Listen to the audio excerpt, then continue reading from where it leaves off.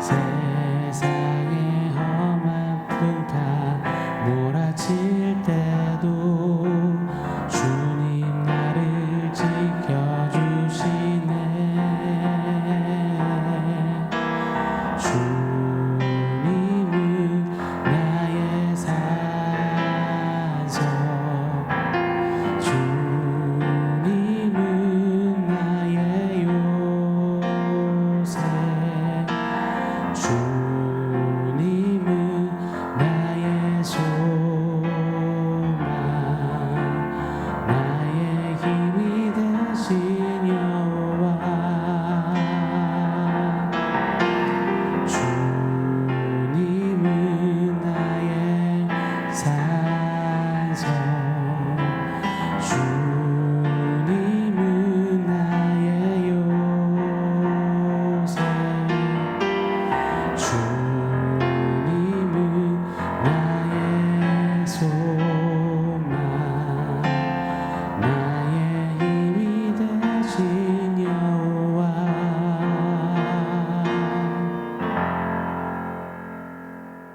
샬롬. 오늘 우리에게 주신 하나님 말씀은 마가복음 4장 37절로 41절입니다. 한 목소리로 같이 읽겠습니다. 큰 강풍이 일어나며 물결이 배에 부딪혀 들어와 배에 가득하게 되었더라.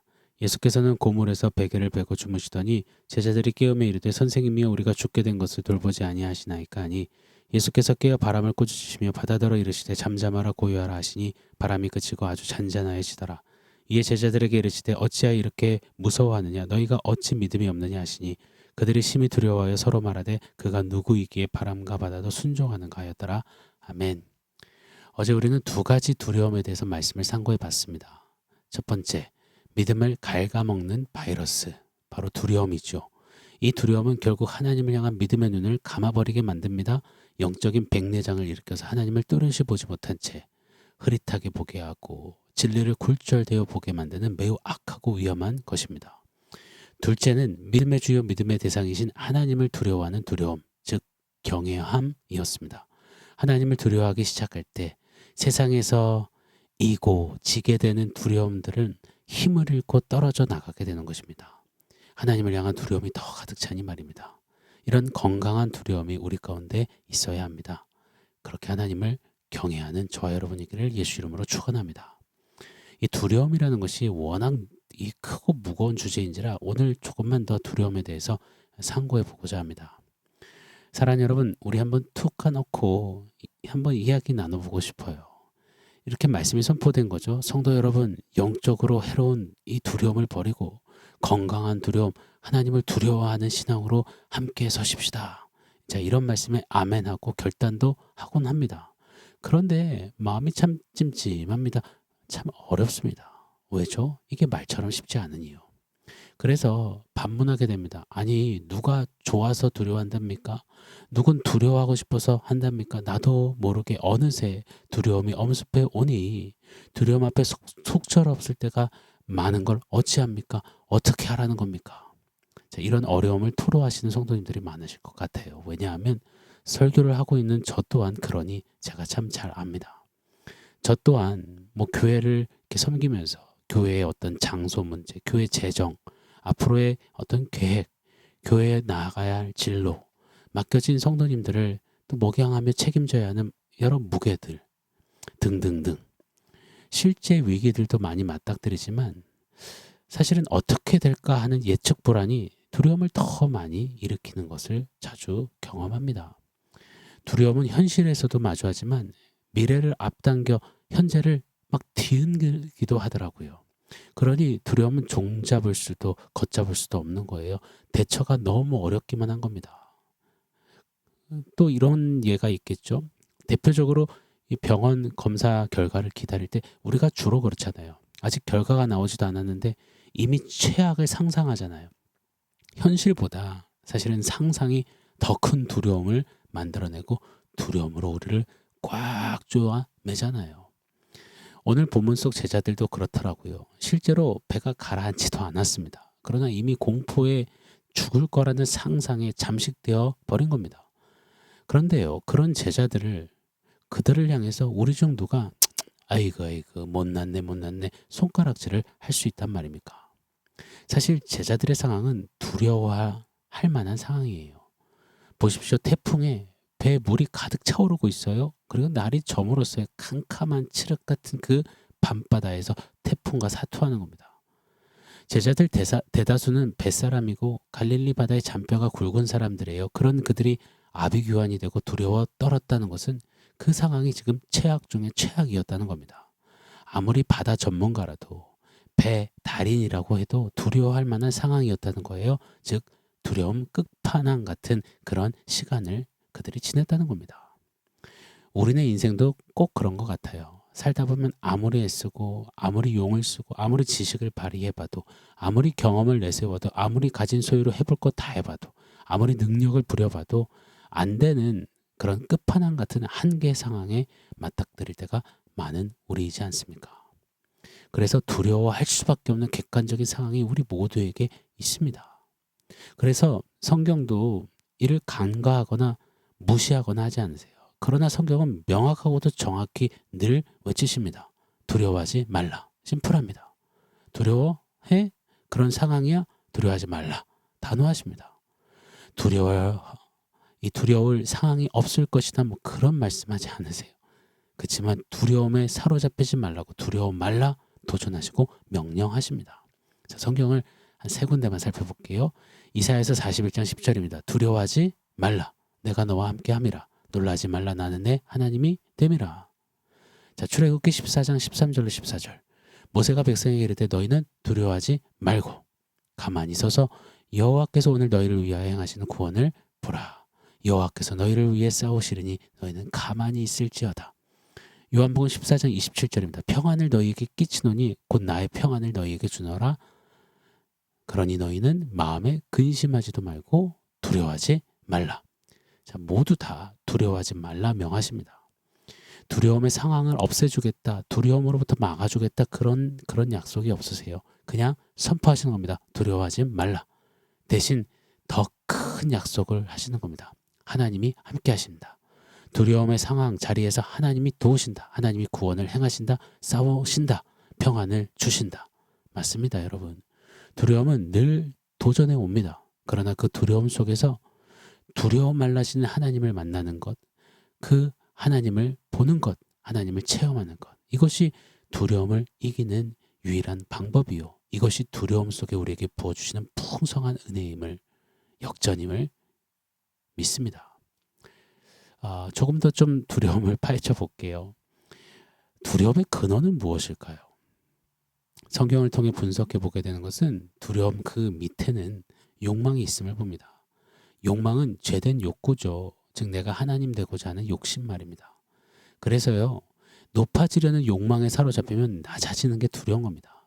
높아져 하나님처럼 다스리고 정복하고 군림하고 싶은데 낮아져서 정복당할까 봐 두려운 겁니다. 부해지려는 욕망에 사로잡히면 가난해지는 게 두려운 겁니다. 강해지려는 욕망에 사로잡히면 약해지는 게 두려운 거고요. 잘하고 싶은 욕망에 사로잡히면 실수할까 실패할까 두려운 겁니다. 그렇기에 두려움을 내려놓으려면 욕망부터 죄된 욕심부터 내려놔야 합니다. 팀 켈러 목사님이 이런 말을 했더라고요. 두려움은 우리가 무엇을 신으로 삼고 있는지를 드러낸다. 정말 맞는 것 같습니다. 두려움은 내 욕망, 그 안에 고이 모시고 있는 그 신을 드러내는 겁니다. 그 욕망의 신, 바로 나 자신 아니겠습니까? 내가 하나님 되려는 나 자신이 신 되어서 부리는 그 욕망, 그것을 드러내는 것이 두려움이죠. 사랑하는 여러분, 오늘 내가 두려워하는 그 근원을 내 안에 자리한 욕망에서 한번 찾으시길 바라요. 그리고 그 욕망과 싸워내기를 원합니다. 우리에게 욕망, 욕심이 있다면 한 가지만 있어야 할 거예요. 바로 거룩에 대한 욕심. 다시요, 하나님을 향한 욕심, 거룩한 욕심 외에는 놔야 합니다. 내려놓아야 합니다. 그래야 우리는 두려움을 극복하고 이길 수 있는 것입니다. 자, 한 가지만 더 생각해 볼게요. 그렇다면 두려움을 이기는 방법은 뭘까요?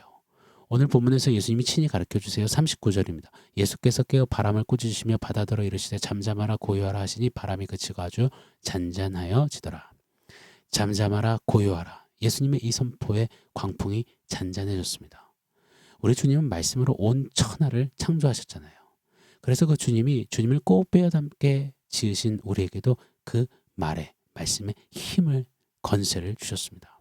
우리도 예수님을 따라 잠잠하라 고요하라 선포할 때 우리로 두려워하게 하는 그 모든 요소들 광풍들이 잔잔하게 될 것이다 라고 믿습니다.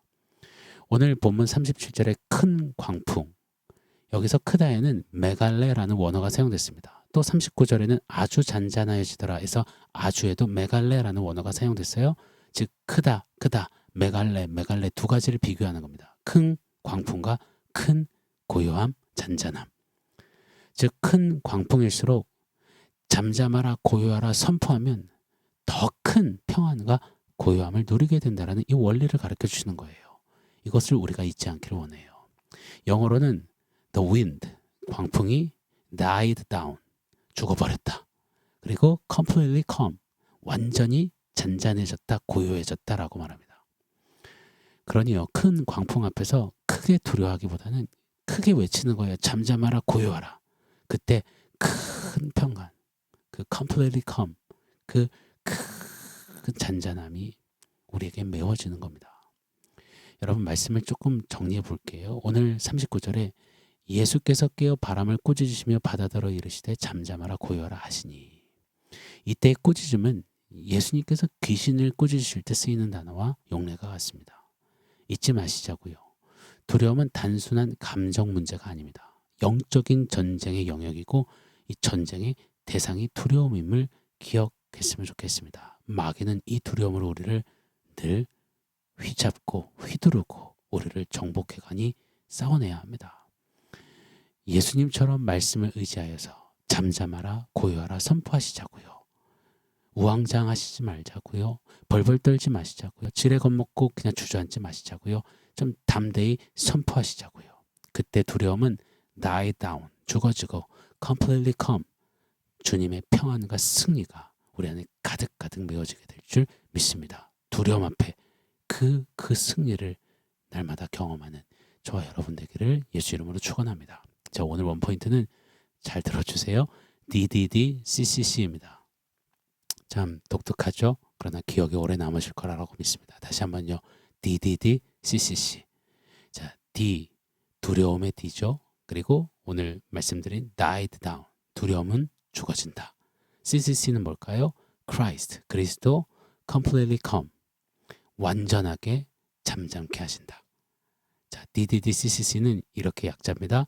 두려움은 죽어지고 그리스도께서 완전히 잠잠케 하신다, 승리 있게 하신다. 여러분, 이것이 두려움으로부터 우리가 취할 결국입니다. 믿으십니까? 결과를 아는 싸움은 쉽습니다. 더 담대하죠? 즐기게 됩니다. 자신만만합니다. 여러분, 우리의 이 두려움은 결과가 정해져 있습니다. 그리스도의 완전한 평안입니다.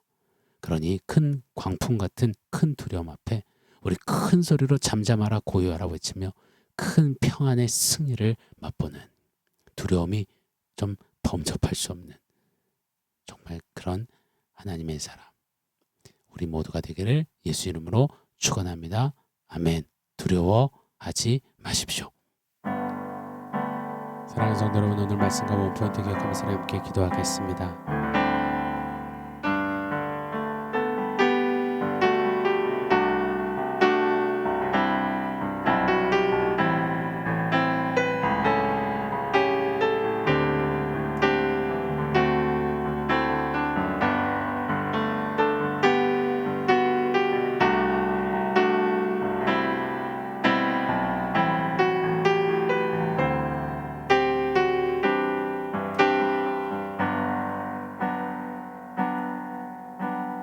하나님, 두려움 앞에서 예수님을 따라 크게 잠잠하라, 고요하라 말씀을 의지하여 선포할 때에 그 두려움이 변하여 완전한 평안으로 채우시는 주님의 능력이 되는 하나님, 그 승리를 맛보는 우리들 되게 하여 주시옵소서.